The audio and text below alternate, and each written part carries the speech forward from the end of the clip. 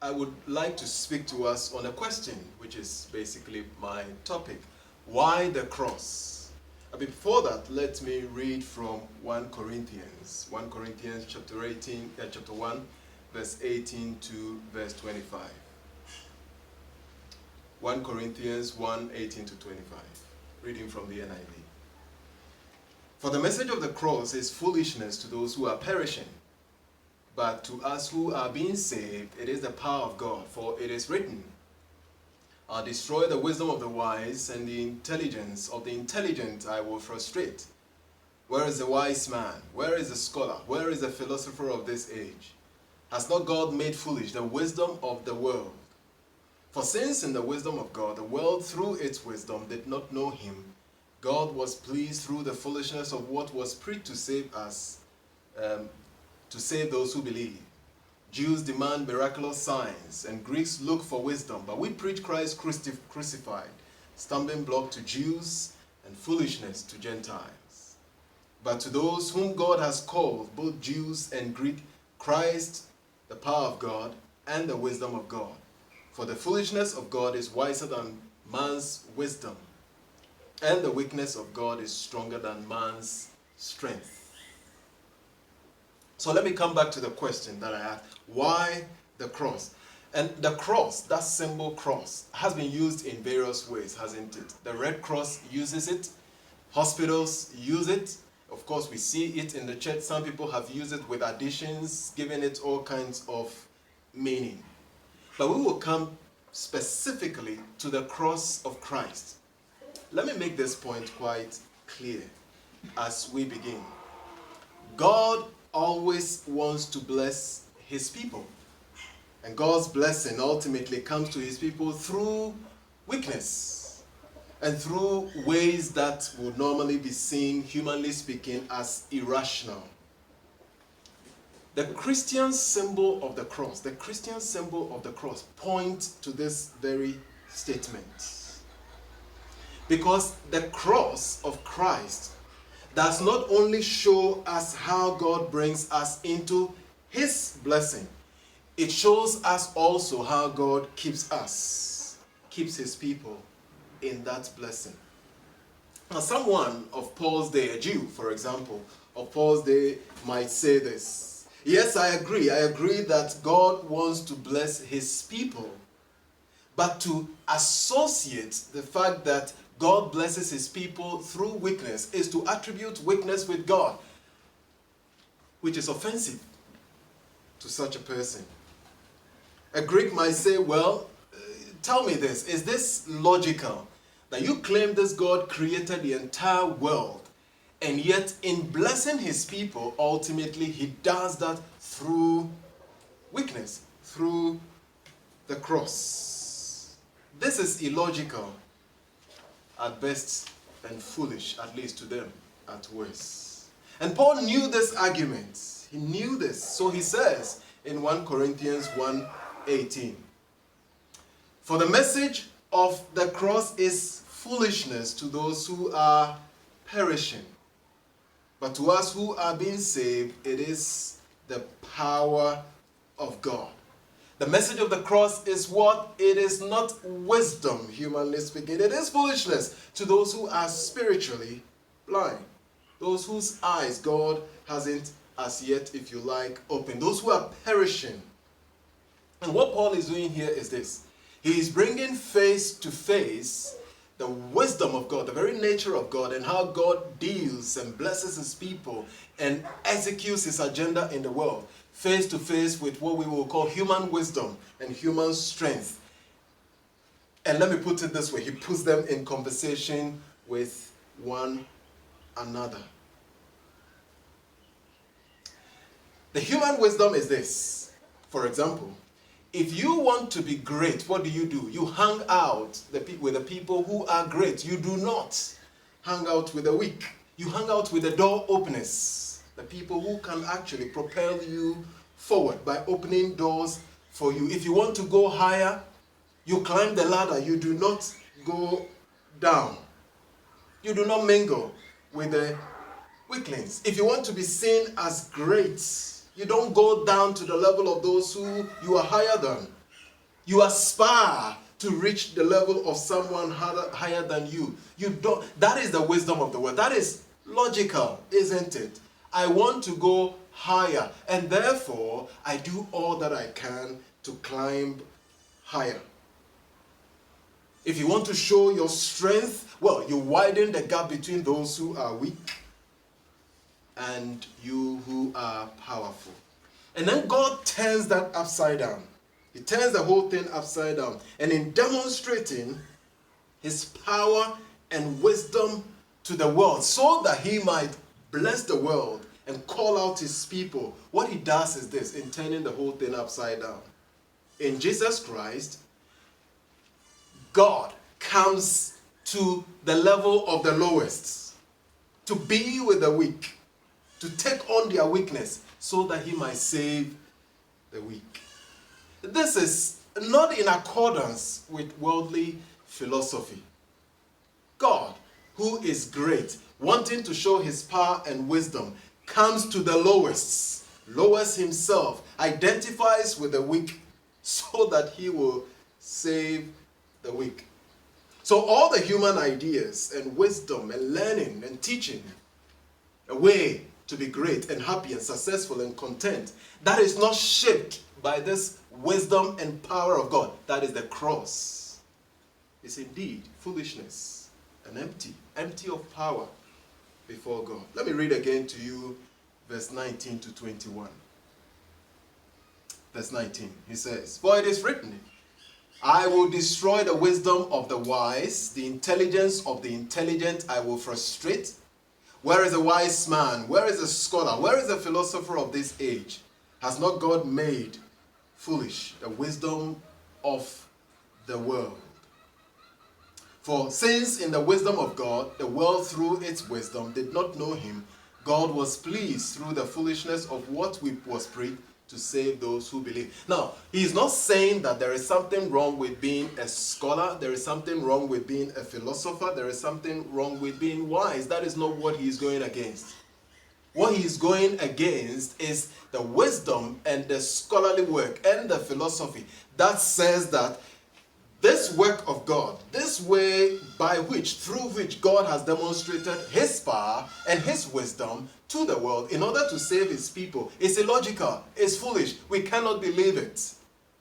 He's saying that, look, God doing this, he announced all these scholarly, philosophical, wise works and sayings that we have put through.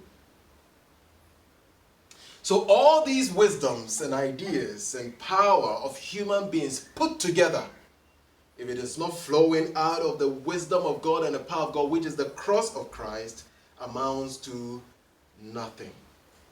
So to know God's blessing, you must understand that God acts to bless his people only through, ultimately, what appears to be weakness and foolish to the world. And what is that? It is the cross of Jesus Christ, or the death of Jesus Christ on the cross. Now let's pause for a minute. What is it about the death of Jesus Christ? What is it about the cross of Christ that makes it the power of God, that makes it the wisdom of God, yet cannot be accepted by the world's wisdom and by the world's philosophy? The cross is about this, to put it simply. The cross of Christ is to save those who cannot save themselves from who? From the power of sin and the power of death, from being enslaved to sin and death.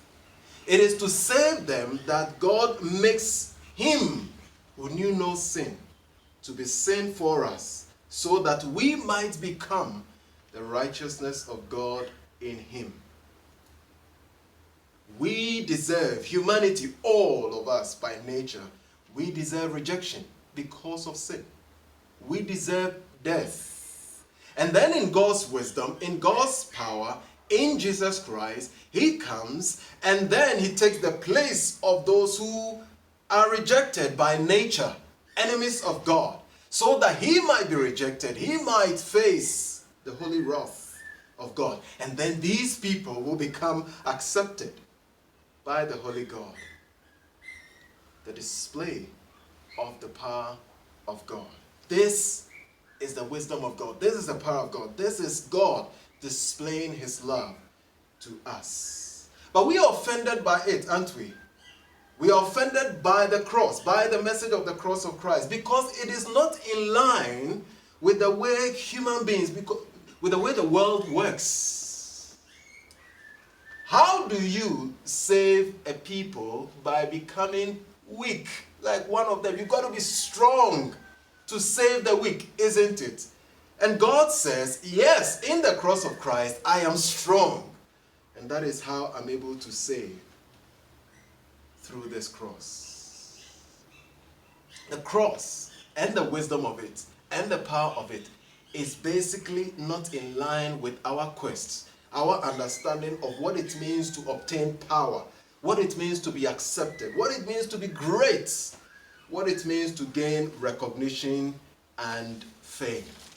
You do completely the opposite. But there is more. If we are offended by the fact that, if the idea that God in saving and blessing his people does that through what appears to be weak and irrational, not wise, foolish, then this might probably offend us more. Not only is this God's means of bringing us, his people, into his blessing, inviting the world into his blessing, it also defines the way of the Christian life. It also defines the way God works in this world. It shows how God deals with us when there is evil, when there is weakness, when there is sin, when there is calamity. How does God bring about his salvation? The answer is quite simple. Paul says in verse 23 of the chapter we're looking at, 1 Corinthians chapter 1. But we preach Christ crucified, a stumbling block to the Jews and foolishness to the Gentiles. The Jews say that, look, in demonstrating that you are the Messiah, and all that we know about this Messiah, at least the Jews of his day, of Paul's day, demonstrate miraculous power. Show it to us. Show us your strength by performing miracles. The Greeks will say, show us some logic here. You are supposed to be the Messiah, aren't you? You are supposed to be the Savior of the world, are you not? Well, then what is the logic here that you have to die? It doesn't just make sense. And then God comes along and answers. He says that, look, I agree that you are looking for power. I agree that you're looking for miraculous sign. I agree that you're looking for wisdom. The wisdom and the power are both found in the cross of Christ. Look at it very carefully. Understand it. And then you will see the outpouring of God's power, the demonstration of God's wisdom in this. So the crucified Christ is not a sign of the defeat of God by sin and death and evil of different kinds. It is through the crucified Christ. It is through the crucified Christ that God demonstrates his character of love and generosity and healing and restoration and reconciliation and hope. And so that is how life is going to be for God's people. Evil will come and befall the world and affect his people in various forms. But in God's wisdom, he permits it. In God's power, he sovereignly rules over it, so that in and through it, he will work out his purposes and his blessings for his people. How do we know this? We look to the cross. We look to the cross. The cross does not only show us salvation, it shows us how to walk in salvation. It defines the Christian life. That whatever happens, the cross shows that in the midst of the calamity or evil, what evil can be more evil than the cross of Christ itself? And yet we see that in and through it, God works out his salvation, his good for his people, for all those who believe. And so when we look at the world, and so when we're walking through the world, and so when we're facing calamities and evil befalls, we cannot explain all the ideas behind it. God hasn't shown us everything. The things that we need for salvation and for life, he has shown to us. So we don't know everything. But this we know, that just as in the cross, in the evil of the cross, when men demonstrated their wickedness towards the Son of God, when God the Father rejected Jesus Christ because of our sin, in that evil, when even nature could not stand it, in that, God was working out his purposes for his people. And that shapes the Christian life. Come what may, the God of all wisdom and the God of all power in and through our present circumstances is working out his purposes for the good of his people. And so God's people and the world will only know what true peace is, what real joy is, what real hope is, if it turns away from looking at itself and trusting in itself and just trying to figure out all by itself, standing alone, and turns to God. And how do you turn to God? By turning to the cross of Christ and believing its message. So that the message of the cross does not become foolish to you. Yes, it does not flow with everyday common wisdom as we know it. We are dealing with the wisdom of God. Therefore, it is logical that if we are dealing with the wisdom of God, and if it is God, then not everything makes sense to us. It is perfectly logical, unless we ourselves have become God like him. So the cross is not as foolish as we think, and it is not as weak as we think. It shows the way of salvation, and it defines life in the world. The story is told, and I'll finish off with this story. That many of you will know it, the story of Joseph in the Bible in Genesis 50. Now, to summarize Joseph's life, this was a spoiled child, loved by his father, favored above all his other brothers. And then he dreams that he was going to be great. Everybody in this family was going to bow to him. He tells this story quite proudly. And then he helps his brothers to hate him and to be jealous of him. They plan to kill him. Eventually, they sell him off to Egypt. And then he becomes a slave and serves in slavery, in prison at some point. And then in God's wisdom, he lifts Joseph up. And Joseph becomes the most powerful person on the land of Egypt, second to only the Pharaoh of the then Egypt. So there was famine in the whole world, the known world then. And so Joseph's brothers, unknown to them that Joseph was a big man in the land of Egypt, come there to buy food. At the end of the day, through a whole lot of stories, Joseph reveals himself, that I'm your brother.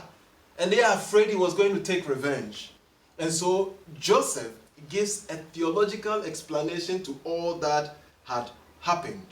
And he says this, as for you, you meant it for evil against me, but God meant it for good, to bring about the salvation of many people as they are being saved today, because they were being saved from the famine. So that was Joseph's explanation of how God had been working through all the calamities that he faced, from the pit to the prison and all the other things that he faced. He says, yes, it was evil. Yes, it was painful. Yes, I couldn't make the head and tail of it.